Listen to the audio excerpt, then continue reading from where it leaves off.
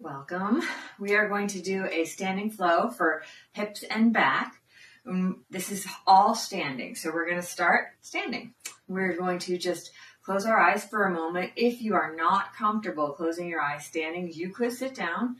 You could also just gaze at the floor and try to have a soft focus. So relax the shoulders, close your eyes or soft focus, and just let go. Let go of everything beyond your mat. Take a big breath in and a big breath out. You can do this through the nose and out the mouth. Big breath in and exhale out.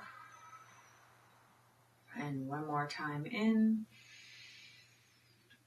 and exhale out. And when you're ready to open the eyes, let's open the eyes and we'll roll the shoulders out. And then we'll just shake out our arms and our legs and allow yourself to sway side to side.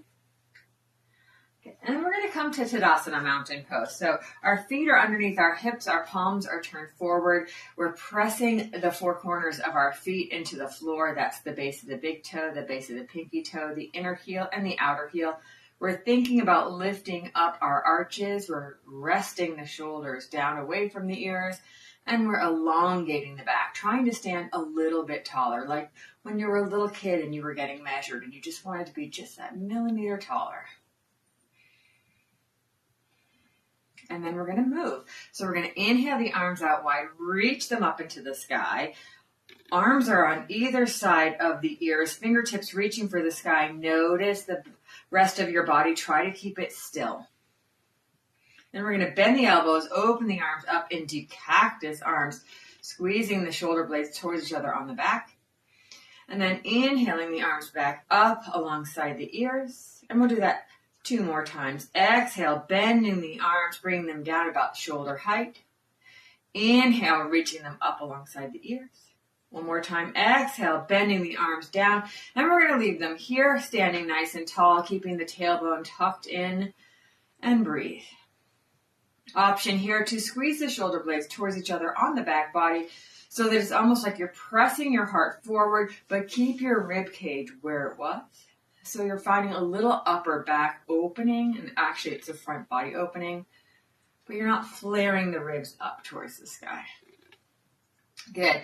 Now come back, so shoulders down towards the hips, tailbone tucked in, thighs engaged. And we'll reach both arms back overhead. And we're going to leave our left arm up. We're going to take our right arm down. I'm going to mirror you. And we're going to put the right arm on the thigh or the hip. We're going to stretch the left hand a little bit higher, feeling some length come across the side of your body. And then maybe stretching over across the ceiling towards the right. Let's keep our gaze either down at the floor or directly forward.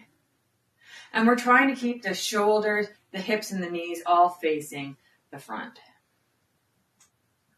When you're ready to come up, we'll come back up, both hands up, shoulders down, standing a little taller. And we'll switch sides, left hand down, right hand up. Choose which position is best for your bottom arm, and then drape your body over towards the left. Wherever we are breathing continuously, never holding our breath in any pose.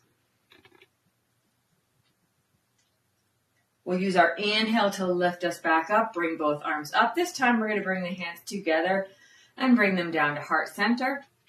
And we'll tuck the chin. Tucking the chin lets the back of the neck release. And then we're going to roll the right ear to the right shoulder. Think about tipping your left ear to the sky. And then roll the chin back down to the chest. And roll the left ear over to the left shoulder. And chin back down to the chest. You can release your hands and we're going to stand back tall in Tadasana pose. And then we're going to look to the right. Gaze back to the front and look to the left. Gaze back to the front. 1 more neck movement.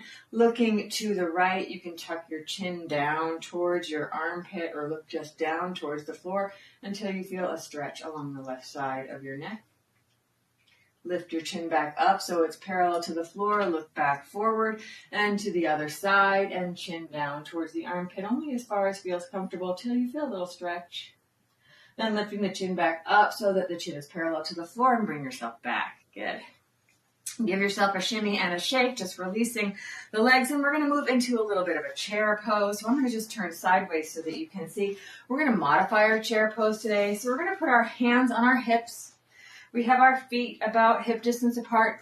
Again, the four corners of the feet grounding into the floor. We're going to be super tall from top of the head through the side of the body, or through the body into the belly button. So pulling that belly button in, softening the knees, bringing in the weight just towards the back of the feet so that you can wiggle your toes. And then coming into chair pose by bending the knees a little bit, coming into that high squat. Now, let's look down at our toes and make sure that we can see our toes. If we feel like we want to launch our heels off the floor and we can't see our toes when we look down, that's just a cue for you to bring your weight back towards the back of the feet, bringing the hips towards the back a little bit so that we feel the four corners still of our feet grounding into the floor. We're making a straight line from the top of the head to the tailbone, from the tailbone to the knees, from the knees to the heels. And we're keeping our core engaged. And then if you want, you can go a little deeper, or you can come into a little bit of a less of a squat. Options for hands. They can stay right here at hips. They can come to your heart center. They can come directly in front of the shoulders. Wherever you are, we are not feeling the tension or stress in the back. So if you move your arms and you feel like your shoulders are tensing up or your back is feeling this very intensely, come out and come back in. Good. Now we're going to move into a forward fold. So we're going to stand up tall first. Then we're going to hinge at the hips. Let's bring our hands beside the body. And then let's bring our hands to the thighs and slide them down the leg. As we move into our forward fold, the knees are still soft. We'll tuck the chin so the top of the head faces the big toes. We'll let our arms hang like empty sleeves, and then you can just circle those arms out from below their shoulders. So you don't have to be super close to the floor. And if you want more movement, you can allow yourself to sway, making kind of an arc around the feet. Do whatever feels right for you, for your back and your body today. You can also shake your head no, nod your head yes. To come out of this pose, we're going to bend our legs even more so that our belly and thighs rest towards each other. And then we're going to unwind, stacking the vertebrae on top of the pelvis, one vertebrae at a time. The head is going to be the last thing to arrive. And then we're going to come back to Tadasana Mountain Pose and stand tall. We're going to do a nice hip opener in our tree pose. If you want that wall, you can step over and have the wall next to you. We're going to stand on the leg that's closest to the wall if you're using the wall. So find yourself on that leg, soft little knee. So soft knee means the knee is slightly bent, but almost straight. I know it's kind of a contradiction here. The other leg is going to bend, and then we're going to turn the knee out to the side. And we're going to bring the bottom of the foot onto the ankle. So the knee is out to the side, so you're kind of feeling a stretch on the inside of your thigh of the bent leg. Now you could try to let go of the wall and see how that feels. You could also bring your hands to your hips, bring your hands to your heart. Take your arms out like airplane wings to help with that balance. Another option would be to travel the foot up the leg. Wherever it is, you're still trying to keep the leg pointed to the side. And if you're wobbly, that's okay. When you're ready to come out, we'll come out. We'll shake out both legs. And if you're using the wall, you can just turn around and place your other hand on the wall. Of course, we're going to be standing on the other leg. So we start in Tadasana Mountain, standing tall, both feet on the floor. Find your focus. Bend the other knee. Take the knee out to the side. And travel into your tree pose, wherever that is for you today. We can always play with the pose, adjust it to make it feel right for us today. This is your practice. When you're ready to come out, we'll just come out and we'll shake everything out. And what we're going to do is step wide. Okay, we're going to step into a wide stance. And wide stance is wider than shoulders, wider than hips. So go ahead and take a stance and maybe look at yourself in the mirror. Have somebody take a picture. Make sure that your feet are pretty far apart. I'm talking 3 feet or so apart. Good. So we're going to have our toes facing the front of the room, same direction as hip bones and shoulders. And we're going to bring our arms up to the top corners of the room. And this is 5-pointed star. So I like to think about opening across the chest, opening the side of your body wide, taking up space. And we're going to breathe here. And of course, anytime your arms get tired, you can always bring them down to hips or heart. We're going to move into some triangle poses. So we're going to bring our hands to our hips. We're going to take our left leg to the side so that the arch of the foot is facing the same direction as the toes of the other foot. The toes of the leg that you just turned are facing the front of your mat. If your hips turned a little bit, go ahead and turn them back so that they're facing the long edge of your mat. We'll take our hands up. So as you take your hands up the same height as your shoulders, the palms are facing the floor. And we're trying to find space from hips to shoulders without letting our shoulders rise up towards the ears. So the space between ear and shoulder stays long. Then the leg that's pointed towards the front of the room, we're going to take that hip and we're going to kind of tuck it under, reaching over that leg and floating the hand down. Taking the top hand either to the sky directly over the shoulder or to the hip. Now we're going to take this bottom shoulder that's over the left leg and we're going to kind of tuck it under. So that it's almost like we want to turn our body to face the sky, but really we're trying to be in nice one plane. Like if you were doing this against the wall, the back of the shoulder, both shoulders actually, and the back of the hips were resting on the wall. And then notice if you have a lot of weight in this bottom hand and see if you can just lighten it up a little bit. Notice if you're holding your breath and try to breathe. If you have come really deep and you're bending this knee, go ahead and lift up a little higher and have the leg almost straight.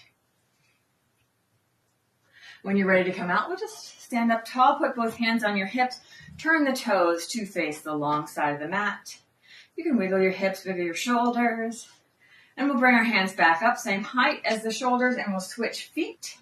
So the other foot, our right foot is facing the short end of the mat. The hips and shoulders are facing the long end of the mat. We are standing as tall as we can first. Then we're tucking the right hip under, kind of sending the left hip back, stretching over the right leg, bringing the hand down to rest somewhere. Top hand to the sky or hip. And remember, our body is facing the side rather than facing the floor. Notice if your booty is sticking out and tuck it back under. You can look up if you like, but you could also look down or towards the side. Whatever feels best for you. No strain in the neck here. And keep breathing. When you're ready to come out, we'll stand up tall. We're going to bring our hands to our hips. We're going to turn our toes back towards the long side of the mat. Then we're going to come back to 5-pointed star. And then bring our hands overhead and down to heart. And here we're going to turn our heels in just a little bit and our toes out just a little bit so that we're kind of making a V shape with the feet. We're not doing a plie. We're just having a little turnout, maybe towards 1 o'clock and 11 o'clock on a clock face. We're going to bring our hands to our heart, and then we're going to bend into those knees. So as soon as the knees bend, we are in this pose. Try again to keep the shoulders stacked over the hips and the torso nice and long. If you feel the weight of the body leaning way back and you start hinging forward, maybe unbend the legs a little bit and keep the top of your head facing the ceiling. And this is a wide squat or precursor to goddess pose. So you're welcome to inhale and straighten the legs and exhale and bend. And inhale and straighten. And then if you want to, you can add the arms. So when we inhale and straighten, we bring the hands back up towards the ceiling. When we exhale and bend, we bring the hands down towards the heart.